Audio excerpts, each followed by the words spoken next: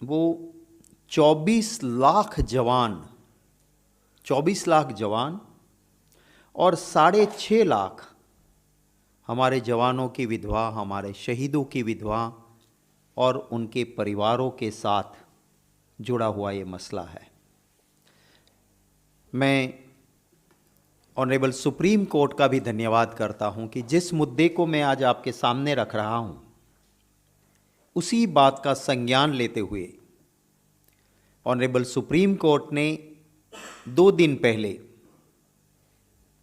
Central government को लताड़ते हुए कहा कि आप जो उज्जवल चित्र दिखा रहे हो, आप जो गुलाबी चित्र दिखा रहे हो, वो असल में है नहीं, असलियत कुछ और है। और ऑनरेबल सुप्रीम कोर्ट ने सरकार से डाटा भी मांगा है और पॉलिसी की डिटेल भी मांगी है। मैं हमारे जो जवान हैं, आज हम चैन की नींद देश में हम इसलिए ले रहे हैं क्योंकि हमारे जवान दुर्गम क्षेत्र में, मुश्किलों के बीच में इस देश की सुरक्षा के लिए डटे हैं। लेह में, लद्दाख में, ऐसे एरिया में जहां तैनात रहते हैं जहां -40 डिग्री और कभी कभी -48 डिग्री तक तापमान गया है, -48 तक, और वहाँ पर हमारे जवान हमारे देश की सुरक्षा के लिए डटे रहते हैं। इन जवानों को न्याय मिले, समानता मिले और सम्मान मिले, इसकी चिंता सभी सरकार को भी करनी चाहिए और हर देशवासी को करनी चाहिए। पुरानी सरकारों ने इसका हर वक्त ख्याल भी रखा और एक मुद्दा था जिसको लेके कोश्यारी कमेटी बनाई गई कि अगर एक जवान एक पोस्ट पे एक पर्टिकुलर पीरियड के लिए सेवा देता है और फिर रिटायर होता है, उसी पोस्ट पे उतना ही पीरियड उसके बाद कोई जवान काम करके रिटायर होता है और दोनों के पेंशन जब लेने की बात आती है तो उसमें डिफरेंस था, विसंगतता थी। तो एक कोश्यारी कमेटी बनाई गई। कोश्यारी कमेटी ने हमारे देश के जवानों के न्याय, समानता और सम्मान को नज़र में रखते हुए 1 रैंक 1 पेंशन OROP की फॉर्मूला दी और वो कोश्यारी कमेटी की सिफारिश UPA 2 कांग्रेस की अगुवाई वाली सरकार के आखिरी दौर में आया। कांग्रेस की उस सरकार ने OROP को, कोश्यारी कमेटी की सिफारिश को जैसे के तैसे स्वीकार किया। मैं ज़रूर ये कहता हूं कि उसके बाद जो मोदी जी की सरकार आई, उन्होंने भी पार्लियामेंट में 17 फरवरी 2014, 17 फरवरी 2014 फाइनेंस मिनिस्टर ने अपनी जो इंटरिम बजट पेश किया, उस इंटरिम बजट में मोदी सरकार के फाइनेंस मिनिस्टर ने पार्लियामेंट में अपनी बजट स्पीच में कहा कि कोश्यारी कमेटी ने जो सिफारिश की है OROP की, उसको हमारी सरकार पूरी तरह से लागू करेगी। ऑन 26 फरवरी 2014 रक्षा मंत्री जी ने पार्लियामेंट में कहा कि कोश्यारी कमेटी ने जो सिफारिश दी है, इसको हमारी सरकार पूरी तरह से लागू करेगी। ये पार्लियामेंट के फ्लोर पे दिया हुआ प्रॉमिस। उसके बाद 10 जुलाई 2014 फाइनेंस मिनिस्टर ने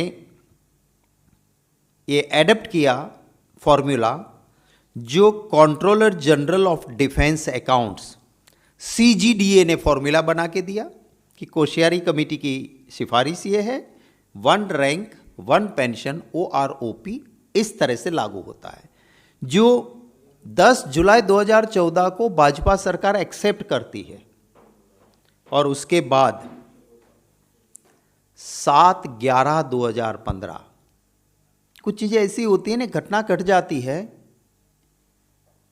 तुरंत उसका इम्पैक्ट पता नहीं चलता है, जब उसका आखिर में इम्प्लीकेशन के बाद जब इफेक्ट होती है तब जाके पता चलता है। पार्लियामेंट के फ्लोर पे कहा था, सब मानते थे कि कोश्यारी कमेटी ने जो OROP दिया है वो मिल जाएगा। भाजपा सरकार भी बाहर, खुद प्रधानमंत्री जी बार बार मित्रों दिया ना OROP कहते थे। और ये 7/11/2015 को भारत सरकार ने OROP की पूरी डेफिनेशन बदल दी। 2015 में उन्होंने नई फॉर्मूला बना दी। क्या कहा? पहले क्या था, 2 चीज थी। एक, पहला ये देखना है कि कोई भी जवान जिस पोस्ट पे जितना पीरियड काम किया है उसी पोस्ट पे उतना पीरियड काम करने वाला कोई भी रिटायर होगा तो दोनों के पेंशन में भेद नहीं रहना चाहिए। That was the first condition. और उसके लिए क्या कहा था कि हर बार जैसे ही बढ़ोतरी पेंशन में होगी, ऑटोमेटिक पहले रिटायर्ड हुए हैं उनको लागू हो जाएगी, तो फिर कोई दिक्कत नहीं रहेगी।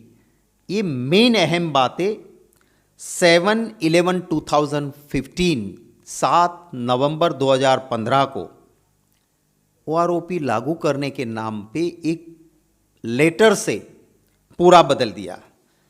क्या कह दिया कि जो रीफिक्सेशन, कोश्यारी कमेटी कहती थी कि ऑटोमेटिक और समान होना चाहिए, इन्होंने क्या कर दिया कि refixation basis of the pension retirees calendar year 2013, माने 2013 में आप रिटायर हुए हो तो उसका फिक्सेशन जो है वो 1 जुलाई 2014 को होगा। 2013 में हुए, 2014 में आपका फिक्सेशन होगा और फिर ऑटोमेटिक नहीं होगा, हर 5 साल के बाद इसको रिव्यू किया जाएगा। इसका इंपैक्ट क्या होता है मैं आपको बताना चाहता हूं कि जो 2013 में रिटायर हुआ सिपाही है वो और 2014 के बाद रिटायर हुआ सिपाही है, दोनों के पेंशन में बहुत बड़ा फर्क हो गया। एक सिपाही ग्रुप वाई का 31 दिसंबर 2013 को उसका पर मंथ पेंशन मिलता है 6,665। ये नई फॉर्मूला जो भाजपा ने बनाई उसकी वजह से।